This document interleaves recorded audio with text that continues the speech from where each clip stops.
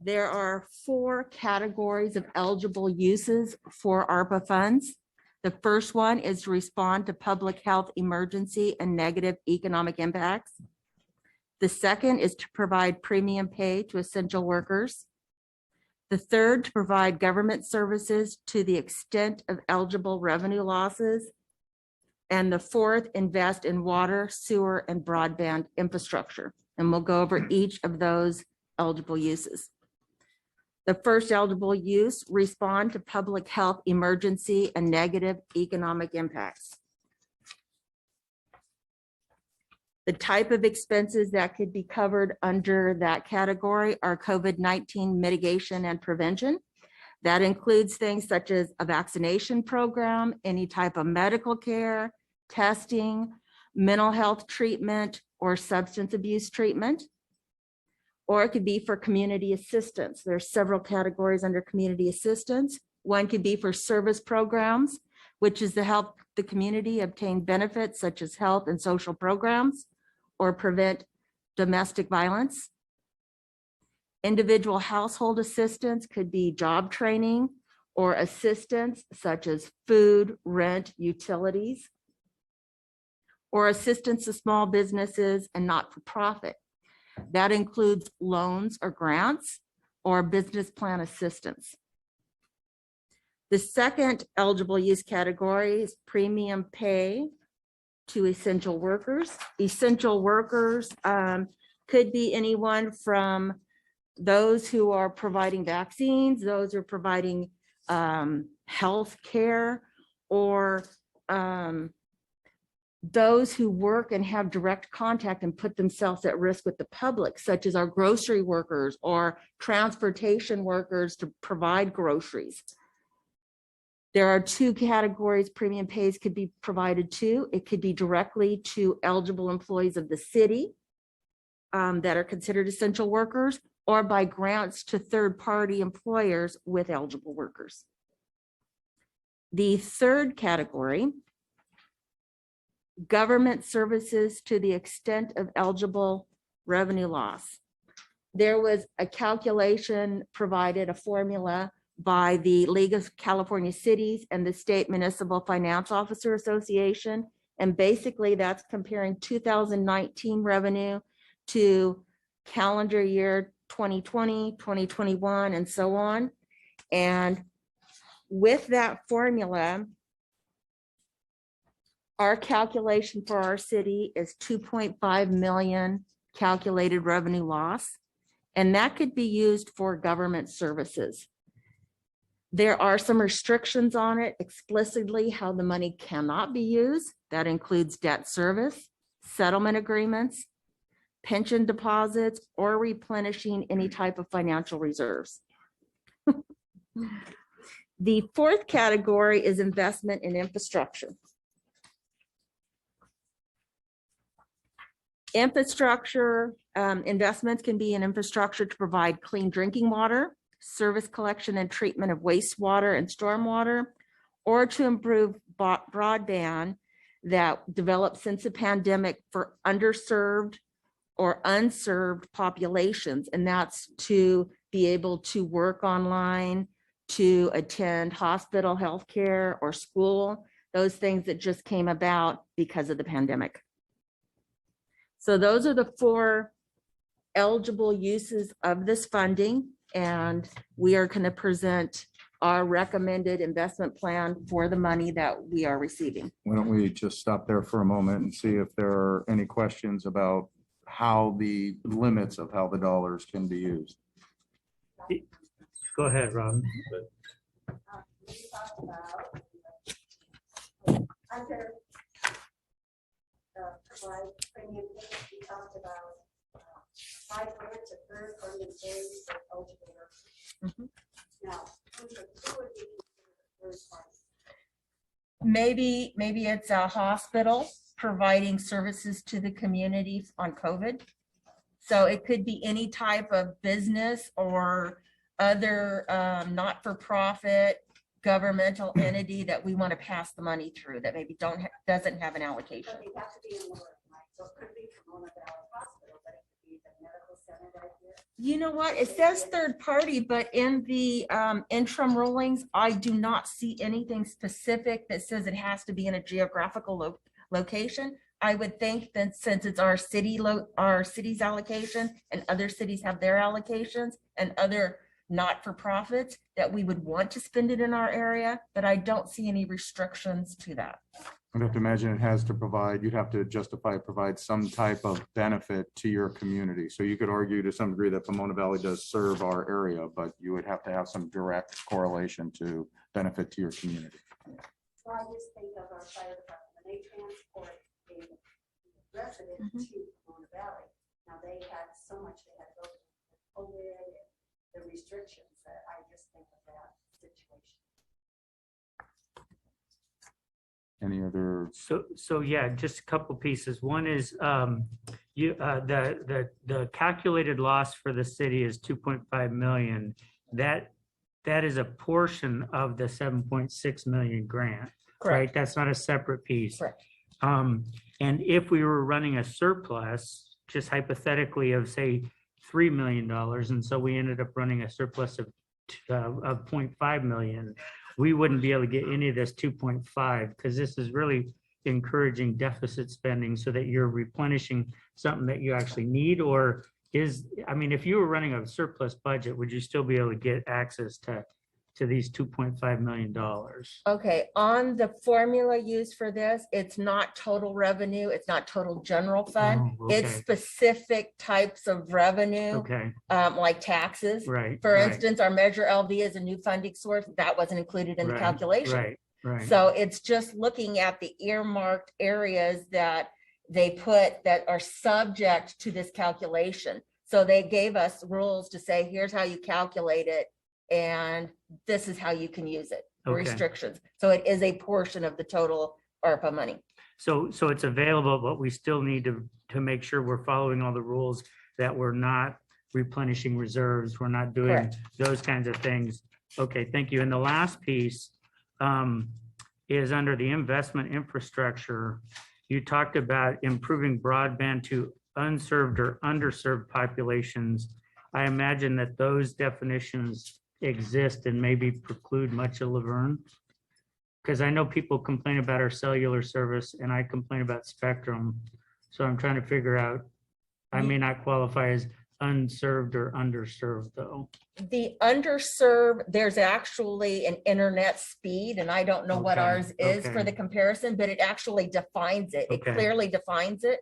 So if that is something that we desire, we would have to look at what ours is compared to what the standards are. And it's really to increase the speed and the connectivity within a Right, community right. so that more people have access to Yep. work and school and all of that. Thank you for those clarifications.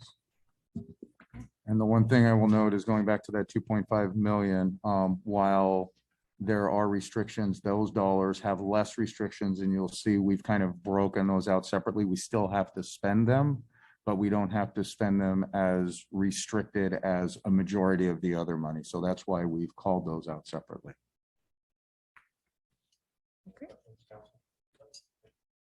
Okay, so now our plan.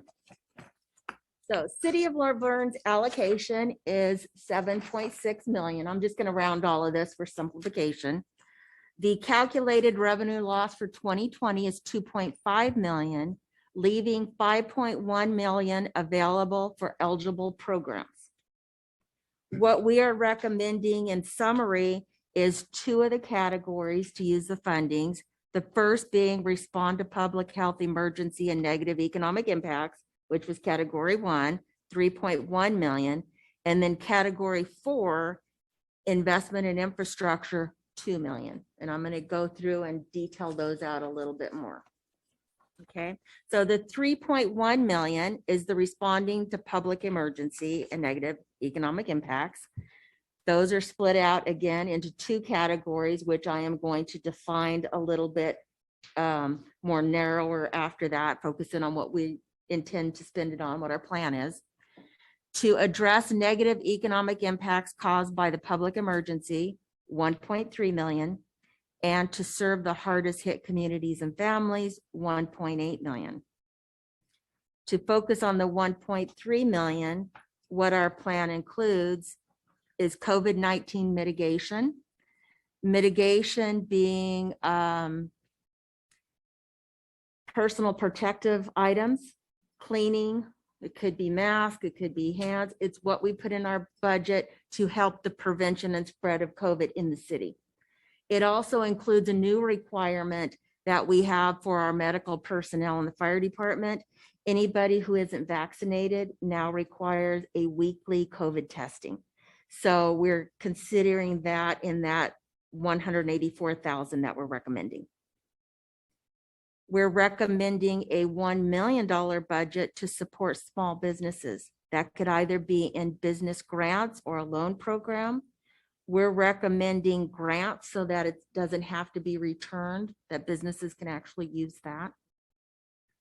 We are also recommending a partnership with the Chamber of Commerce and our Small Business Development Center to provide business tools and assistance in the amount of $150,000 so businesses can be more sustainable.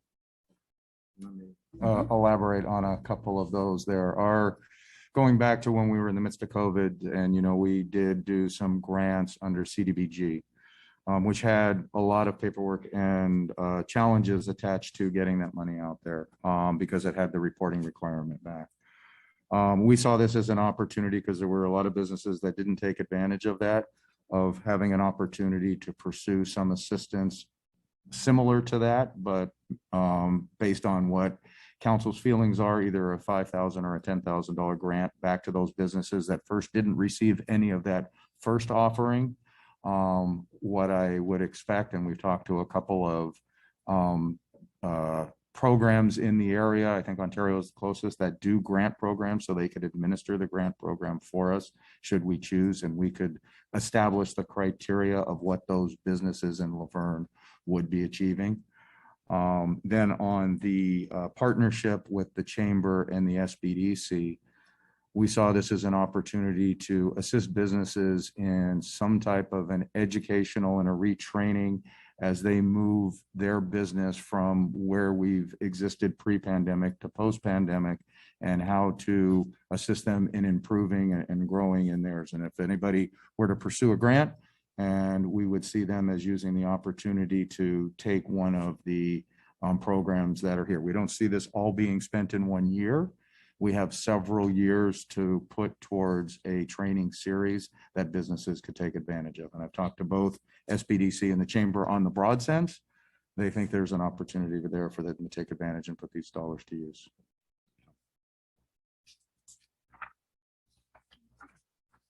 Going into the 1.8 million serving the hardest hit communities and families. We would like to invest in housing and neighborhoods, 500,000 for housing rehab, 300,000 for homeless outreach and diversion program, and then promoting healthy childhood environments. We would like to, we recommend $1 million going towards outdoor recreation facilities, such as bike paths, parks, and sports fields for the 1.8. And the concept behind a couple of these, again, going back to housing rehab, if you remember, or you may not remember because you may not have been on council at the time, we had a housing rehab program that we supported through redevelopment agency and then through CDBG. And it was a well-used program. It's just the reporting requirement. We lost the redevelopment agency. We moved it to CDBG, and then the reporting requirements became too cumbersome for anybody. So we had to abandon that. And I know we talked about bringing that up back together to some extent.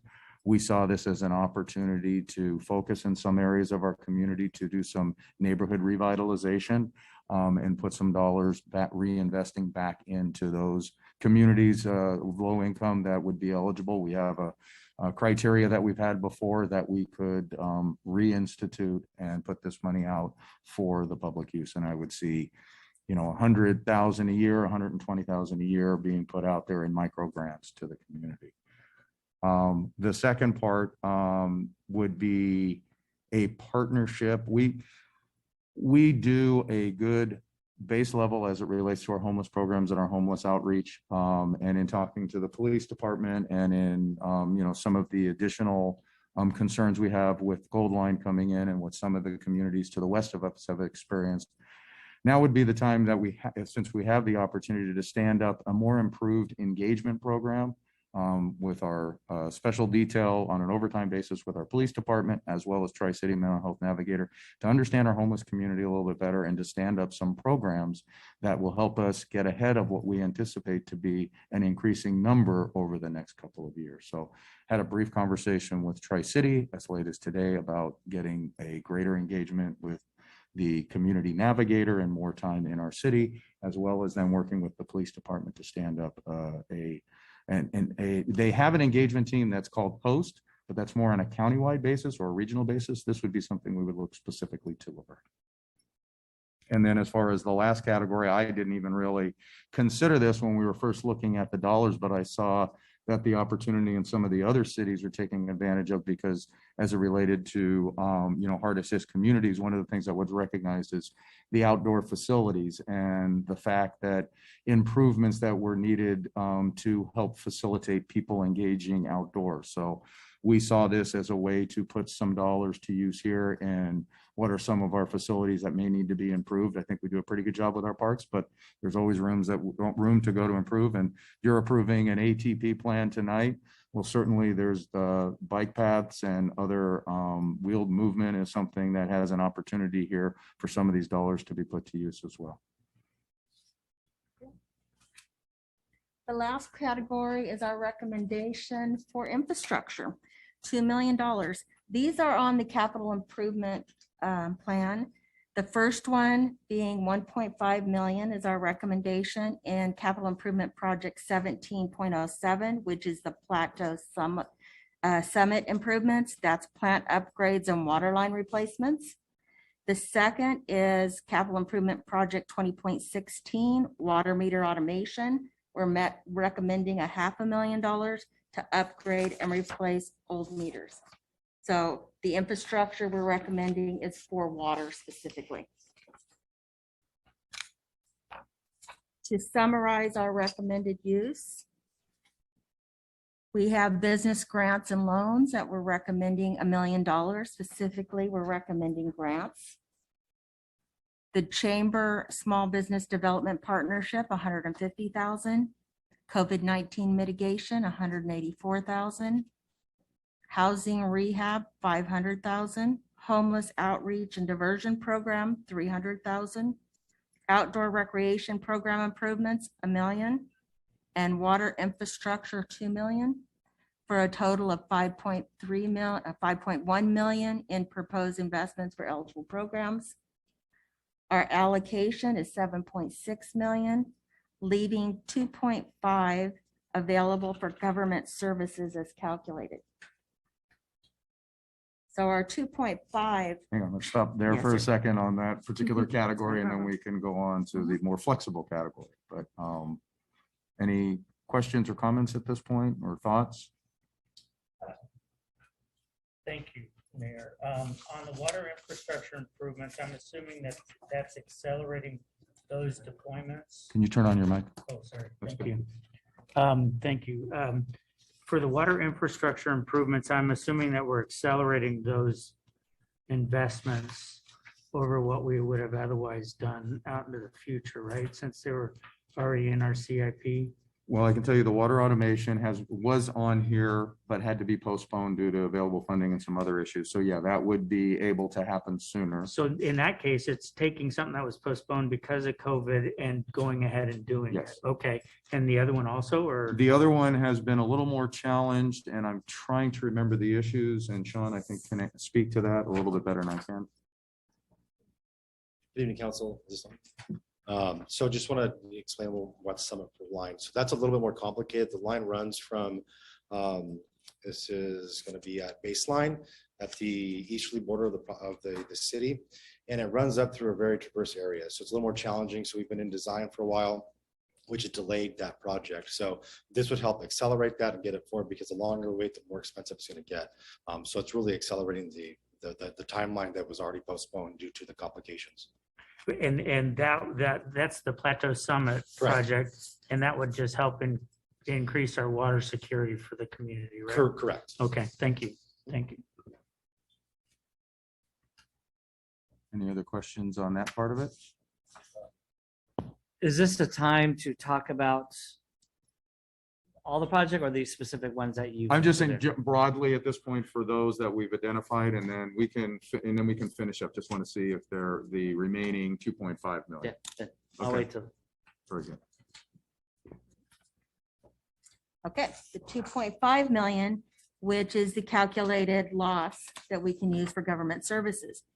It can be used for infrastructure, cybersecurity, health services, environmental remediation, school educational services, or provision of public safety services. Remember, it cannot be used for the items that are specifically prohibited by the rules. That's the pension cost, debt service, any type of settlements, or for any reserves. So it has to be spent specifically. What we're recommending it be used for is capital projects, our 5-year capital improvement project, 1.5 million, and the remaining million for department priorities, which we'll go through those. The 5-year general capital improvement program. Based on that schedule, we're estimating through June 30th of 2027 to have available fundings of 1.1 million. We have all the projects listed here. It includes items such as exterior painting, painting of city facilities, exterior parking lights, city facilities, and other projects for a total of 2.5 million, leaving a 1.4 million shortfall in funding to complete them. So we're hoping to use the ARPA money for 1.5, assuming that some of them might go a little bit over since the projections were done and building materials are a little bit higher now. And if I can just stop there for a moment, as you know, these were projects that we've identified over the course of our annual capital improvement plan that are priority projects from the departments as well as the council has approved to be scheduled over the next 5 years.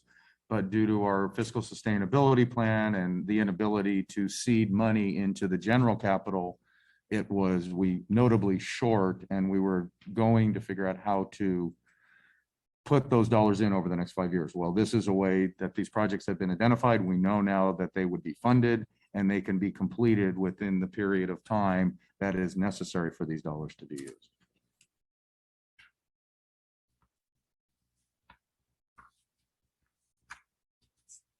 The last category, we asked departments based on what one-time cost are their priorities, and we put together a list.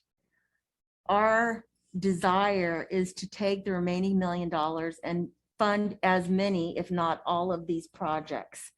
Of course, we would follow the procurement process. If we need an RFP and a contract approved by council, we'll go through that.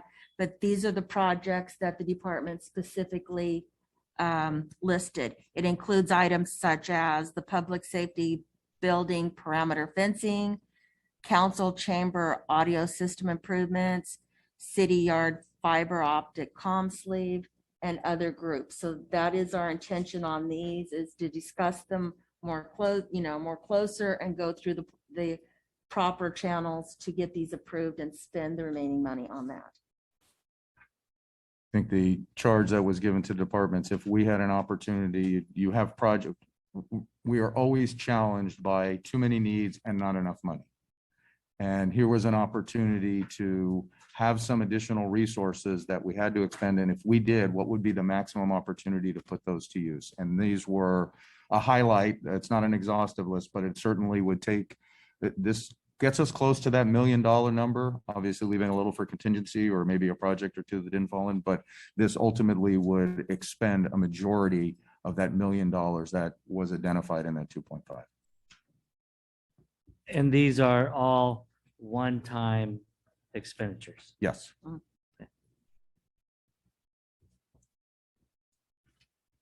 Okay, so that concludes my presentation on what the restrictions are, how we can use the money, what our plan is to use it and how much is available.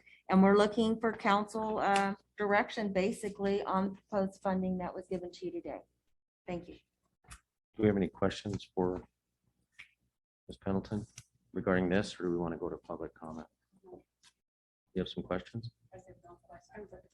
Let's go to public comment. If we could, let's go ahead and open up our public comment. We have one card so far. We have anybody on the line, JR, as far as, no? Any question? Mr. Gutierrez.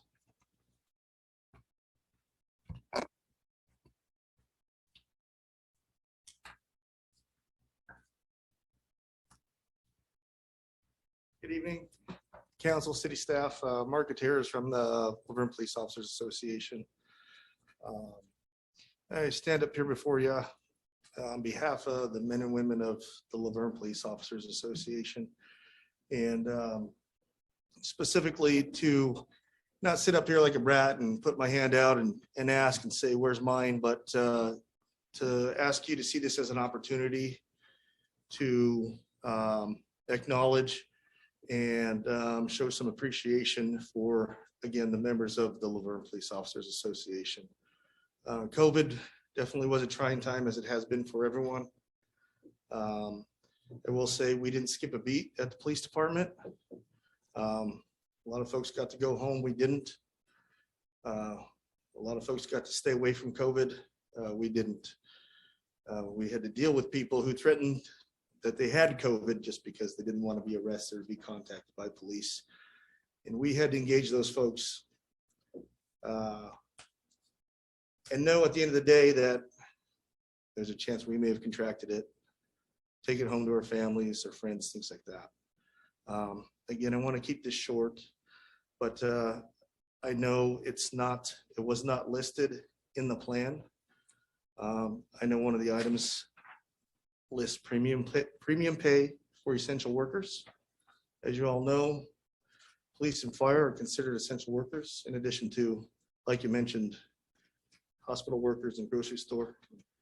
But if I could just finish this off, every member of Laverne Police Officers Association, again, did not skip a beat, showed up for work every day. We dealt with it. We're still dealing with it. And we didn't complain. So on top of that, civil unrest happened during this time. Although some might say it's not a result of COVID, but you can't argue the fact that being cooped up in home didn't add to the way people behaved. So again, with all due respect, I ask for that consideration and appreciation for our members. So thank you. Thank you, Mr. Gutierrez. Anybody else wishes? Thank you. Anybody else wish to speak? Mr. Bowen. Good evening, council, Mr. Mayor. I just have a couple of questions. I just want to understand. So the federal government gave each state an allocation, and then each state is now allocating, and this 7.6 is what they're allocating to us. So every city in California got a piece of the pie. So it's a great chance for cities to get caught up. And Marla, it looks like you're going to be very busy in the near future. As far as support for the police and the fire, absolutely. I think if anything, that was the first two groups that you just haven't heard them complain. They've just been there. So I hope that's a great consideration for both police and fire. As far as essential workers are concerned, I just want to be clear because I think when this whole thing started, the fire and the police were immediately deemed essential workers. Was that not correct? I'm not sure exactly when, but I know. Well, I mean, that, yeah, at the and- beginning. And then Public Works and the others as well. Yeah, didn't the city end up deeming all city workers essential? Yes, because then the expansion of the term by the county identified all government employees as essential workers. So essentially, the fire and police department workers are considered in the same category as somebody sitting behind a desk inside the city hall. Yes? Mhm. Okay, I would hope they get some elevated status. last thing is, Marla had put in a CPRA request for information about what the city actually spent on COVID-related items. I got 274 pages of stuff, and unfortunately, I don't appear to be smart enough to read each and every one of them and understand it. I would ask again, because I didn't see anything here where it said we spent money. It appeared that your slides basically say what we potentially lost in revenue. Do we have a number for things we actually spent money on related, COVID related? That list was everything that was to that program code, which included lost revenue. So Right. most of it is lost revenue. Other than that, we had CARES Act money. None of this money has been spent yet, even though we knew it was coming. We did put it in the budget.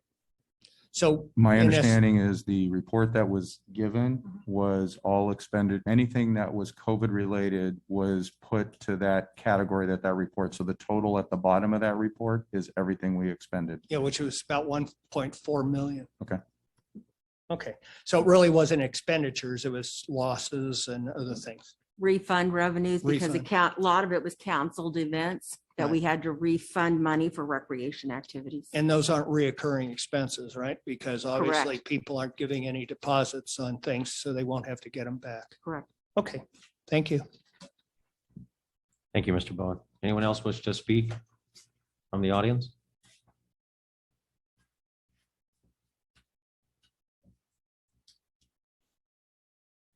Nothing. 15 seconds. Will this be posted Will this be Yeah. posted? on the city side? We'll go ahead and close public comment and come up to the dais. Do we have council questions for staff?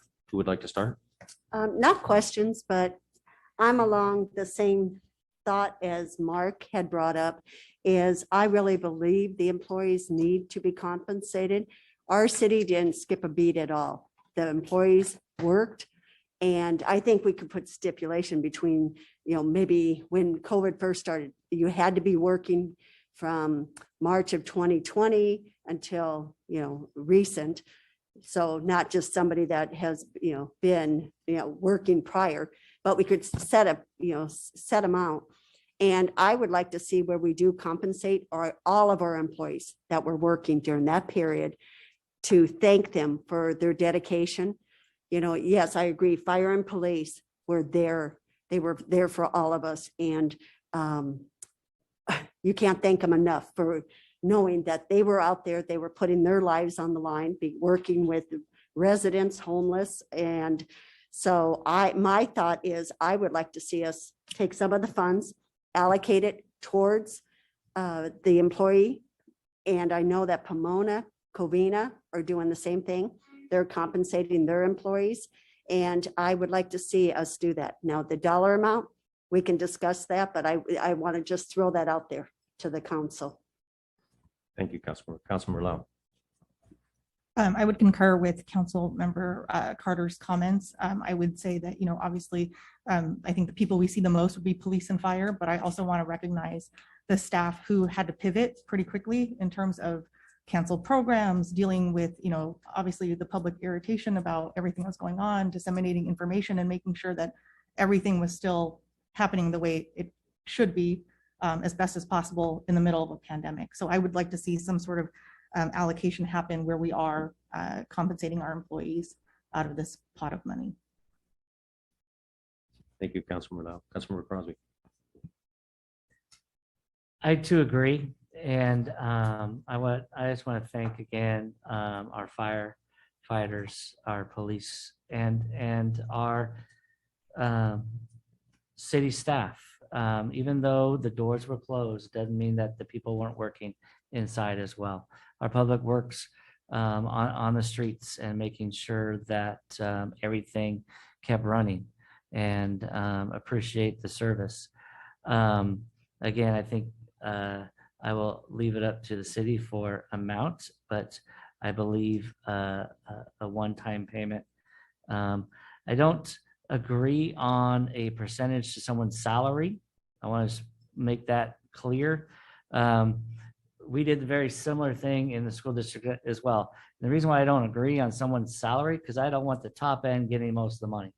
People that only work a couple hours or they also go through hardships as well. And so by doing that, it's even across for everyone is what I would like to see from that. And again, not all this going to there. I'd like to see a lot of this plan put through because it's a great plan as well. Really seeing about the improvement of the parks and for our residents and stuff, but wanted a little piece put out for our essential workers, which is all of the city workers. Thank you, Mr. Crowley. Mayor Pro Tem Davis. Thank you, Mayor. I'm just going to continue to beat the same drum. I think that while it is in both police and firefighters' job duties that they would respond to an emergency such as this, I still think it's something that we want to show appreciation for.